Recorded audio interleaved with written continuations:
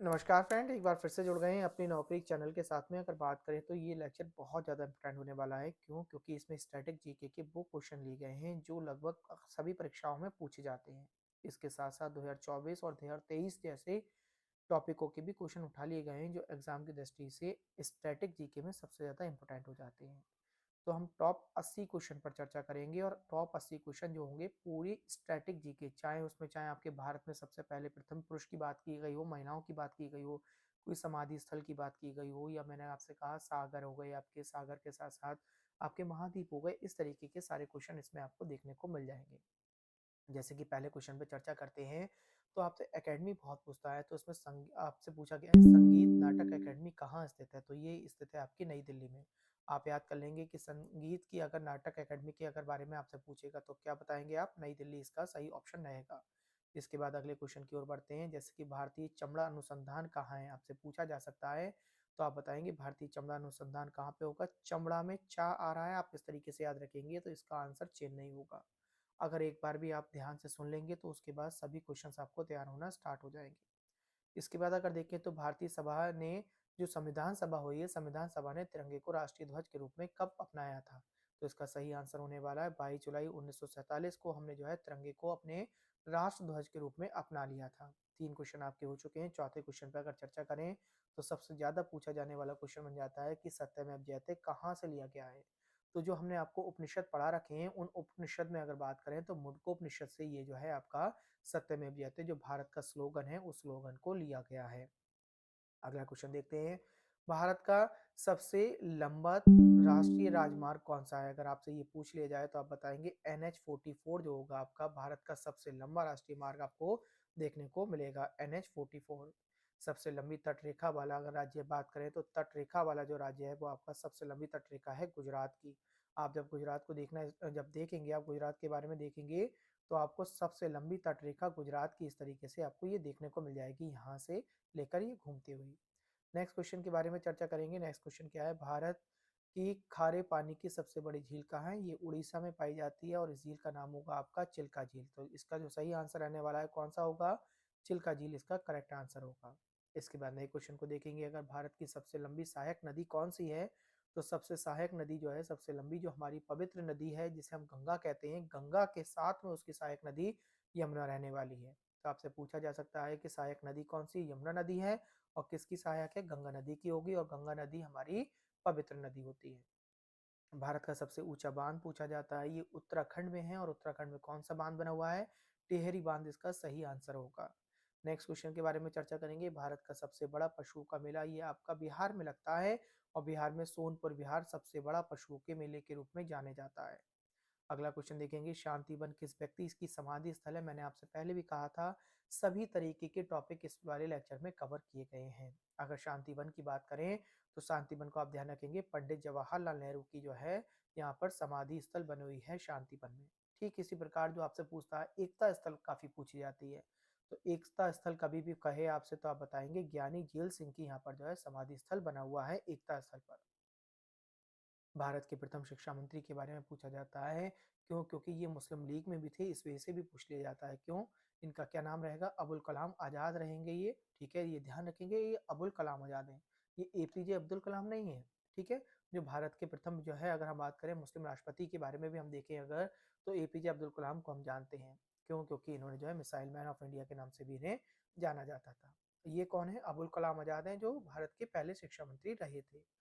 भारत के प्रथम मुख्य न्यायाधीश बहुत पूछे जाते हैं, तो आप ध्यान रखेंगे हीरालाल जे कानिया जी हैं जो भारत के प्रथम मुख्य न्यायाधीश रहे होंगे। ज्ञानपीठ पुरस्कार से सम्मानित प्रथम व्यक्ति कौन थे? ये भी बहुत पूछा जाने वाला क्वेश्चन है। तो प्रथम व्यक्ति थे जी शंकर कुरूप जी थे, जो ज्ञानपीठ पुरस्कार से नवाजे गए थे सर्वप्रथम भारतीयों में व्यक्तियों में अगर देखें तो। हरित क्रांति के जनक आपको पता है, सब लोगों को पता होगा। अगर आपसे पूछे तो बताएंगे MS स्वामीनाथन जी जो थे वो हरित क्रांति के जनक हैं। और भारत में अगर हम बात करें तो भारत में आप वर्गीज कुरियन को ध्यान रखेंगे। वर्गीज कुरियन का भी मैंने आपके लिए क्वेश्चन दे दिया है, उस क्वेश्चन पे भी अभी बात करेंगे। कृष्ण क्रांति किससे संबंधित है? पेपर में पूछी जाती है। कृष्ण क्रांति बायोडीजल से संबंधित होगी, तो बायोडीजल उत्पादन इसका सही आंसर रहने वाला है। इसके बाद गुलाबी क्रांति किससे संबंधित है? तो गुलाबी क्रांति जो है आपकी झींगा मछली के उत्पादन से संबंधित रहेगी, ध्यान रखेंगे आप। क्रांतियाँ ज़रूर पूछी जाती हैं, इसी तरीके से 2-2 क्रांतियाँ हैं, इसके साथ-साथ मिक्स अप सारे क्वेश्चन आपको पर डे देखने को मिलते रहेंगे। भारतीय राष्ट्रीय कांग्रेस की जो है प्रथम महिला अध्यक्ष कौन थी? तो अगर ये पूछा जाए तो आप बताएँगे डॉक्टर एनी बेसेंट, इनकी जो है भारतीय राष्ट्रीय कांग्रेस की प्रथम महिला अध्यक्ष रही हैं। इसके बाद संयुक्त राष्ट्र संघ में इनमें भारत का प्रथम महिला राजदूत पूछिए आपसे, तो प्रथम महिला राजदूत जो थी आपकी विजय लक्ष्मी पंडित हैं, और ये विजय लक्ष्मी पंडित जो है पंडित जवाहरलाल नेहरू के ही परिवार से संपर्क रखती हैं। इंग्लिश चैनल पार करने वाली प्रथम भारतीय महिला कौन थी? अगर आपसे पूछा जाए तो आप बताएँगे आरती शाह इंग्लिश चैनल पार करने वाली प्रथम महिला रहने वाली हैं। इसके बाद अगर देखें तो ओलंपिक में कोई पदक पाने वाली भारत की प्रथम महिला कौन-सी है? तो इनका नाम था कर्णम मल्लेश्वरी हैं, जिन्होंने जो है ओलंपिक में सबसे पहले जो है कोई पदक हासिल किया था। इसके बाद रवींद्रनाथ टैगोर के बारे में बहुत पूछा जाता है क्वेश्चन कि इनका उपनाम क्या है? देखिए इन्हें विश्व कवि भी कहा जाता है, कवि गुरु भी कहा जाता है और गुरुदेव भी कहा जाता है। इस प्रकार इसका सही आंसर जो होगा वो सभी होगा। हरियाणा हरिकेन के बारे में आप पढ़ते हैं, हरियाणा हरिकेन अगर बात करें तो ये कपिल देव जी को कहा जाता है, जिन्होंने जो है सर्वप्रथम 1983 में हमें वर्ल्ड कप जिताया था। क्रिकेट का वर्ल्ड कप जिताया होगा वेस्ट इंडीज के खिलाफ था, जिसे हम कपिल देव के नाम से हरियाणा हरिकेन को जानते हैं। मिल्कमैन ऑफ इंडिया, अभी मैंने आपसे कहा था वर्गीज कुरियन के बारे में बात करा था, तो वी कुरियन आपको ध्यान रखेंगे कौन है मिल्कमैन ऑफ इंडिया के नाम से जाने जाते हैं। Next question, reserve bank of India की स्थापना कब किया गया? तो आपको ध्यान रखिए 1935 में स्थापना हुई थी, और इसमें 1935 का है 1 अप्रैल 1935 इसका सही आंसर रहने वाला है। नेक्स्ट क्वेश्चन पूछ लिया था नबार्ड का मुख्यालय कहाँ स्थित है? तो नबार्ड का मुख्यालय जो है आपसे ध्यान रखेंगे, जो आपका ये नबार्ड का मुख्यालय होगा मुंबई महाराष्ट्र में है। ठीक है, मुंबई महाराष्ट्र इसका सही आंसर रहने वाला है।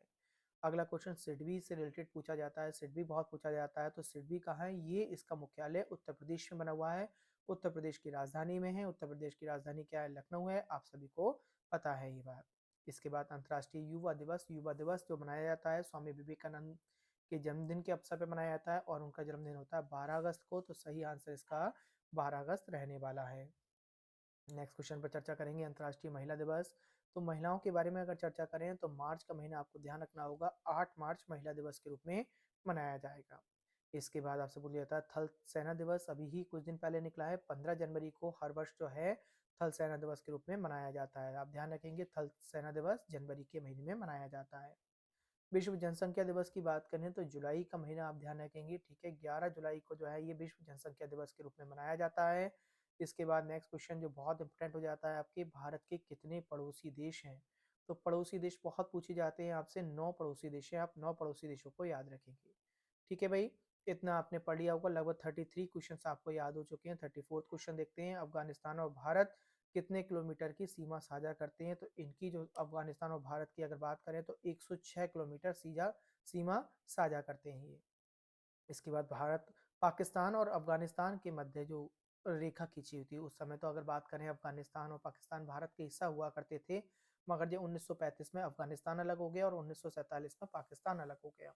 इस तरीके से बात करें इनके बीच में जो रेखा खींची जाती है वो डूरंड रेखा के नाम से जानी जाती है। अगर नीचे ऑप्शन की बात करें, रेडक्लिफ रेखा दे रखी है, कर्क रेखा और मैकमोहन रेखा, जिसमें ये भारत और पाकिस्तान के बीच में होगी रेडक्लिफ, और मैकमोहन रेखा भारत और चीन के मध्य खींची गई है। सबसे अधिक देशों से सीमा साझा करने वाला एकमात्र राज्य अगर हम बात करें तो हमारे यहाँ देखते हैं, अगर सबसे अधिक देशों की सीमा से जो साझा करता है वो सिक्किम राज्य है, और सिक्किम आपका 1975 में भारत का 22वां राज्य बना था। ये बात आपको ध्यान रखनी होगी। भारत के कितने राज्य हैं जो दूसरे देशों के साथ सीमा साझा करते हैं? तो ऐसे राज्यों की संख्या है 17 राज्य हैं, आपको याद रखनी होगी। ये दूसरे देशों के साथ में जो है सीमा साझा करते हैं। भारत का सबसे पहला जैविक खेती पर आधारित राज्य कौन सा है? जो आपकी जैविक खेती का मतलब हो गया किसी भी तरीके की यूरिया वगैरह का उपयोग नहीं करता, ये नेचुरल खाद का उपयोग करता है, जिसमें उसका नाम होगा सिक्किम। आपका पहला ऐसा राज्य बन चुका है जो जैविक खेती पर आधारित होता है। जैविक खेती क्या होती है? जैसे कि मैंने कहा सब्जियों के छिक्कल हो गए, सब्जियों के छिक्कल के साथ साथ गोबर हो गया, इन सभी चीज़ को खेतों में डाल दें और उसमें पानी की मात्रा बढ़ा देने के बाद जब उनमें केचुए छोड़े जाते हैं तो केचुए जो है उस मिट्टी को, उस गोबर को, उस खाद को फोका करना स्टार्ट कर देते हैं, और उसे हम जो है जैविक खाद के रूप में उपयोग करते हैं। चिल्का झील, पहले भी मैंने अभी क्वेश्चन पीछे आया था तो बताया था, चिल्का झील आपकी उड़ीसा में, आपको ध्यान रखना होगा। इसके बाद नेक्स्ट क्वेश्चन आ जाता है, निम्न में से किसे चिपको आंदोलन का नेता माना जाता है? तो सुंदरलाल बहुगुणा जी को जो है चिपको आंदोलन का नेता माना जाता है। इन्होंने क्या करा था, पेड़ों से चिपक गए थे ये लोग और इनके साथ के पूरे सदस्यों की टीम जो भी रही होगी, और उन लोगों ने पेड़ों को कटने से बचाया था। भारत की सबसे बड़ी जनजाति पूछी जाती है तो आप देखेंगे गोंड जनजाति है भारत की सबसे बड़ी जनजाति। नेक्स्ट क्वेश्चन, निम्नलिखित में से किस राज्य में वर्ष 2011 की जनगणना में सबसे कम जनसंख्या घनत्व दर्ज किया गया? तो ये जो सबसे कम जनसंख्या घनत्व दर्ज किया गया है, अरुणाचल प्रदेश इसका सही आंसर रहने वाला है। ये वो क्वेश्चंस आपको कराए जा रहे हैं जो बहुत ज़्यादा इंपॉर्टेंट क्वेश्चन है। इसके आगे की अगर बात करें, भारत का सबसे छोटा केंद्र शासित प्रदेश आप सभी को मालूम है लक्षद्वीप होगा। आपको ध्यान रखने होंगे, चारों केंद्र शासित प्रदेश आपके दिख रहे हैं आपको, जिसमें से लक्षद्वीप आपका बिल्कुल अलग दिख रहा होगा आपको। अंडमान निकोबार आप ध्यान रखेंगे हिमालय पर्वत का हिस्सा है ये। शिवालिक पहाड़ियाँ कहाँ पाई जाती हैं? देखो, शिवालिक पहाड़ियों की अगर बात करें तो कहाँ पाई जाएंगी, आपको ध्यान रखेंगे हिमालय का हिस्सा होगा, क्योंकि सबसे जब हिमालय को हम उत्तराखंड से देखना स्टार्ट करते हैं तो पहले शिवालिक देखने को मिलती हैं, उसके बाद लघु हिमालय देखने को मिलता है हमें। लघु हिमालय से ऊपर की ओर बढ़ेंगे तो हमारा बृहद हिमालय देखने को मिलेगा, और उसके बाद देखेंगे ट्रांस हिमालय हमें आपको देखने को मिल जाएगा, ट्रांस हिमालय। ये बात आपको क्लियर हो गई होगी। नेक्स्ट क्वेश्चन की तरफ को बढ़ते हैं। इसका सही आंसर हिमालय रहने वाला है। भारत का कौन सा राज्य अधिकतम राज्य सीमाओं से छूता है? तो भारत का ऐसा राज्य अगर आपसे बात करें कौन सा छूता होगा, तो इसका सही आंसर मध्य प्रदेश रहने वाला है आपका। भारत में स्थित जोग या गरसोप्पा जलप्रपात किस नदी पर बना हुआ है? तो आपको ये बहुत पूछने वाला क्वेश्चन है। शरावती नदी इसका सही आंसर रहने वाला है। इसके बाद, भारत में स्थित जवाहरलाल नेहरू बंदरगाह कहाँ है? तो जवाहरलाल नेहरू बंदरगाह जो बना हुआ है आपका मुंबई महाराष्ट्र में है। इसका सही आंसर फर्स्ट वाला होगा, मुंबई महाराष्ट्र। भारत में स्थित कोचिन बंदरगाह कहाँ है? कोचिन केरल में है, आपको ध्यान रखना होगा कि केरल में पाया जाता है। गंगा नदी का मुहाना कहाँ है? मुहाना का मतलब होता है जहाँ नदियाँ डेल्टा बनाती हैं, बिल्कुल जो है गंदगी ले जाकर रोक देती हैं, पानी बिल्कुल खत्म होने मतलब नदियों का पानी जो अंतिम छोर पर पहुंच जाता है, तो ऐसा जो मुहाना है भारत गंगा नदी का, वो बंगाल की खाड़ी में जाके मिल जाती है ये, जहाँ पर उनका अस्तित्व खत्म हो जाएगा। अरुणाचल प्रदेश की राज्य की राजधानी पूछता है आपसे, ईटानगर है, आपको ध्यान रखना होगा, इसका सही आंसर ईटानगर हो जाएगा। इसके बाद, उत्तर प्रदेश राज्य की स्थापना कब हुई थी? तो आप ध्यान रखेंगे 24 जनवरी 1950 में जो है उत्तर प्रदेश राज्य की स्थापना हुई थी। इसके बाद, भारत में सबसे बड़ा खनिज उत्पादक राज्य कौन सा है? ये आप सभी को मालूम होगा, झारखंड भारत का सबसे बड़ा खनिज उत्पादक राज्य है। आगे की अगर बात करें तो भारत में पहला स्टील प्लांट कहाँ लगा था? जमशेदपुर में लगा था, टाटा जी ने लगाया था, आपको ध्यान रखेंगे जमशेदपुर इसका सही आंसर होगा। बूलर झील कहाँ है? तो बूलर झील आपकी जम्मू कश्मीर में है, आपको ये याद रखनी होगी, बूलर झील जम्मू कश्मीर में होगी। गोविंद सागर अगर बात करें तो गोविंद नाम से ही आपको ध्यान रखना, हर गोविंद इस तरीके से याद रखेंगे, ये पंजाब में पड़ने वाली झील रहेगी आपकी। गोविंद सागर झील कहाँ है? पंजाब है इसका सही आंसर। पटना शहर किस नदी के तट पर बसा हुआ है? गंगा नदी के तट पर बसा हुआ है, आप सभी को पता ही होगा ये वाला क्वेश्चन। इसके बाद नेक्स्ट क्वेश्चन की बात करें, उज्जैन नदी, उज्जैन शहर क्षिप्रा नदी के किनारे बसा हुआ है, आपको क्षिप्रा इसका सही आंसर होगा, क्षिप्रा जिसे लिखा हुआ है आंसर नंबर डी।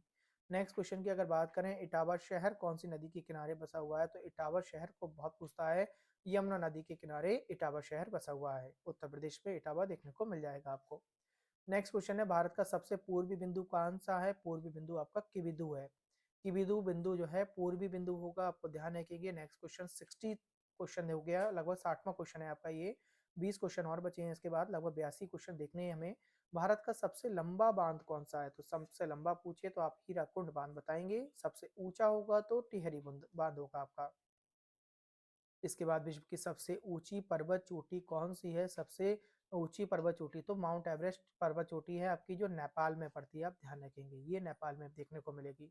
भारत का कुल क्षेत्रफल अगर आपसे पूछे तो 32,87,263, इसका पहला वाला आंसर बिल्कुल सही बनेगा, भारत का कुल क्षेत्रफल होगा ये। भारत की उत्तर से दक्षिण तक की दूरी अगर आपसे पूछ ले तो आप बताएंगे 3214 किलोमीटर होगी, इसका डी आंसर बिल्कुल सही रहने वाला है। कर्क रेखा भारत के कितने राज्यों से होकर गुजरती है? तो 8 राज्य हैं, कर्क रेखा गुजरती है 8 राज्यों से। इसके बाद नेक्स्ट क्वेश्चन देखेंगे कि भारत की पवित्र नदी, अभी पीछे ही बात करी हमने, भारत की पवित्र नदी का नाम है गंगा नदी। इसके बाद नेक्स्ट क्वेश्चन अगर देखें तो क्वेश्चन नंबर 66, भारत का सबसे ऊंचा बांध कौन सा है? तो सबसे ऊंचा बांध अगर बात करें टिहरी बांध है। एक बार फिर से ये क्वेश्चन रिपीट हो गया आपका, जो उत्तराखंड में है।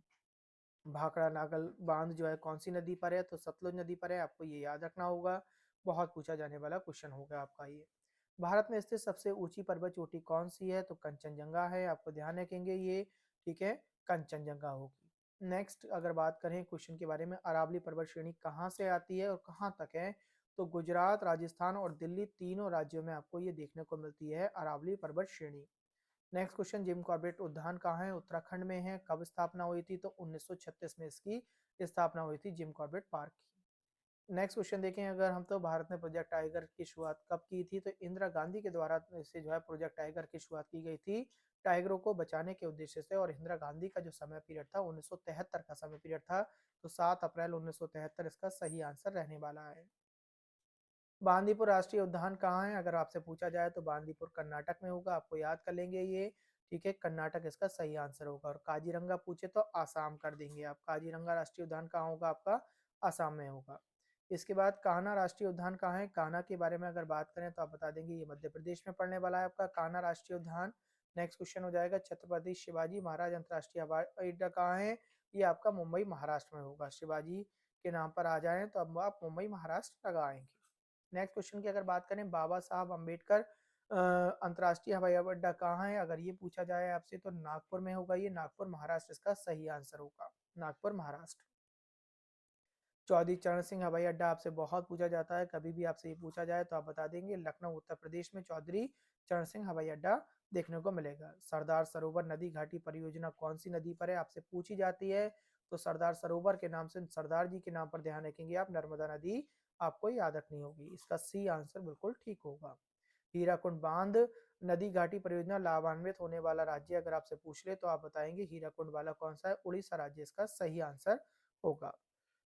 इसके बाद पिंक सिटी और पूर्व का पेरिस पूछा जाता है। पिंक सिटी जयपुर को कहा जाता है और पूर्व का पेरिस जो है अगर आपसे बात किया तो राजस्थान को कहा जाता है। तो इसका सही आंसर जयपुर और राजस्थान, बी वाला बिल्कुल सही आंसर रहने वाला है। और सेकंड लास्ट क्वेश्चन देखेंगे हम, झीलों की नगरी किसे कहा जाता है? झीलों की नगरी आपकी उदयपुर कही जाती है। आप ध्यान रखना, अगर ऑप्शन में आपको आ जाए जैसे कि जम्मू कश्मीर तो उधर नहीं जाएंगे आप। सबसे ज्यादा झीलें उदयपुर में पाई जाती हैं। और लास्ट क्वेश्चन, दक्षिण भारत का मैनचेस्टर किस शहर को बोला जाता है? तो इसका सही आंसर कोयम्बटूर होगा।